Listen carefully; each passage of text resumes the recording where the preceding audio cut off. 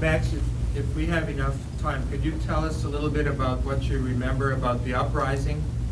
It really started in 1942, whereby they started taking out about 5,000 or so people and sending them to the camps.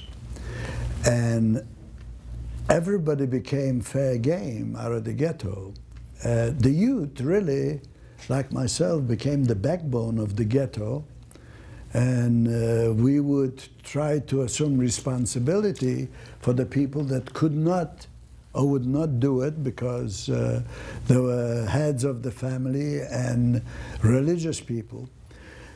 So some of the youth, after they saw what was happening in Treblinka and Majdanek, the two places that the people from Warsaw were being taken to, they escaped to the ghetto and warned the underground, both the Polish and the underground. So instead of smuggling in just food, usually dehydrated, we started bringing in weapons, not too many, because you have to realize that if a Gentile would deal with a Jew or be caught helping them, he would be on the next car or he would be placed in the ghetto. And he wouldn't be placed in the ghetto, he'll be shot.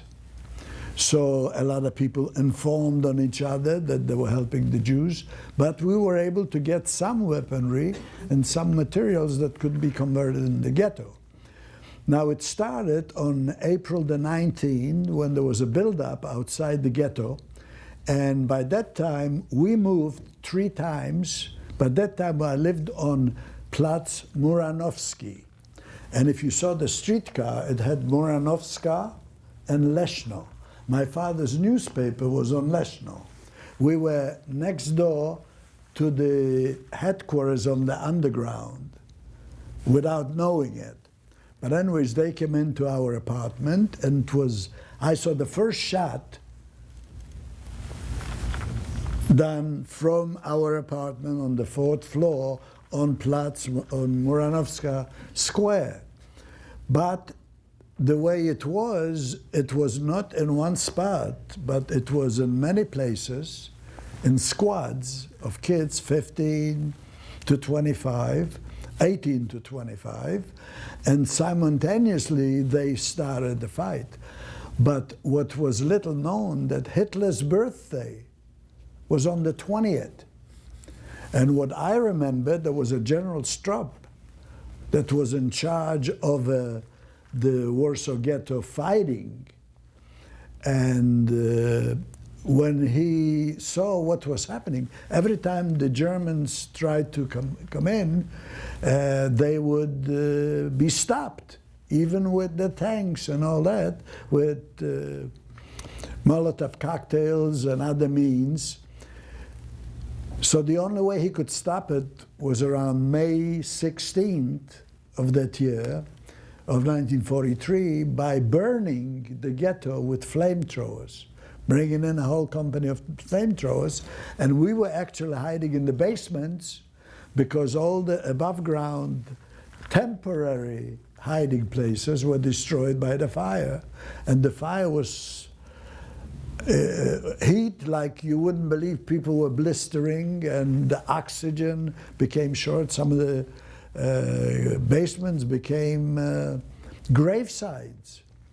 Then after that, sometimes by informants or by listening devices and dogs, when they heard something, then they came through a hand grenade to either create an opening where they could take you out, or they could just finish you up.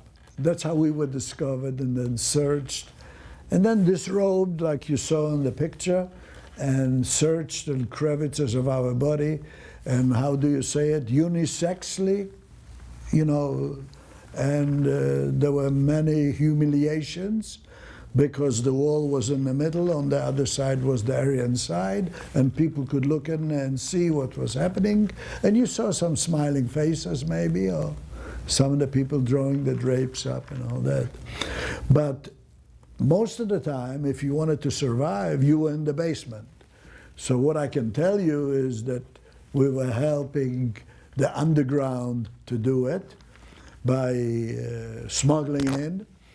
And the first night when I saw the first shot, I would supply, maybe bring some bullets to the window, water, but they wouldn't let me do anything else.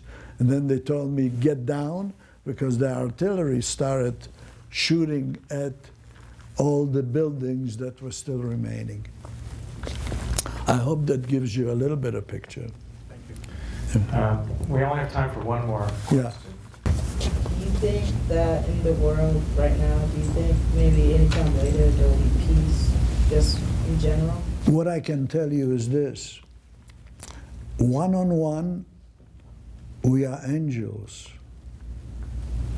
A group of us can become a lynch mob. Would that answer your question? I think we can have peace if we all become one-on-one. You can negotiate with somebody, and if the people that he represents don't want to honor his negotiation, what do you have? Turmoil. All right, well, thank you, Max, for coming. Thank you for sharing your stories.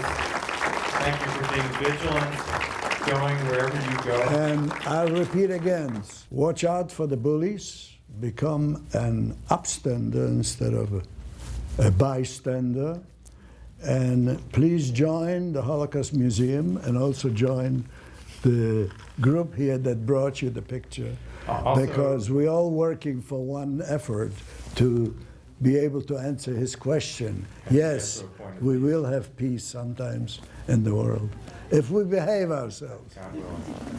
Also, you should know that Max has produced a film about his life where he goes into detail about it, and he can tell you more about that when you talk to him afterwards. But it's a really wonderful production.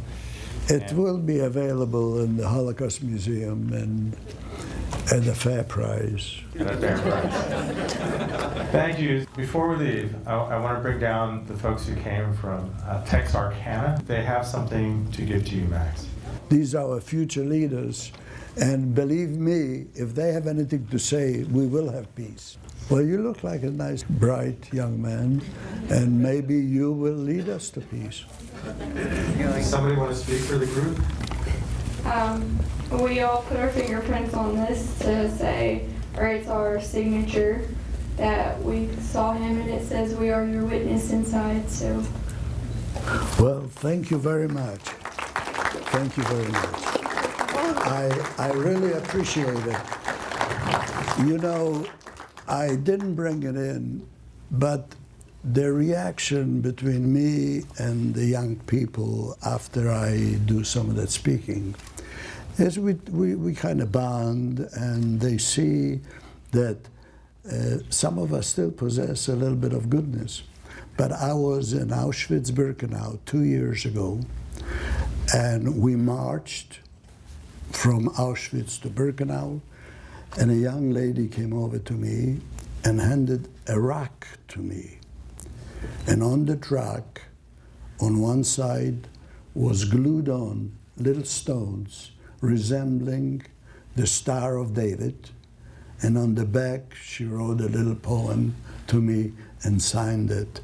And I cherish it everywhere I go, and it was done with glue. So I went to a ceramic place and I said, would you check the glue in that? Because she was in the wilderness with nothing there. And the lady says, this will last for the next 100 years. It never come off. And I don't, to this day, I don't know where she got the glue, unless it was something that she just carried with her. Thank you very much. And I am really dumbfounded that you came all the way from Texarkana to listen to me, and I really appreciate it. And it shows your character and what kind of people you are, and I hope that you become the future generation that will lead us to peace. And thank you very much. The teachers were Yes, and I'm tearing up you speaking on. Max, thank you so much. You're welcome.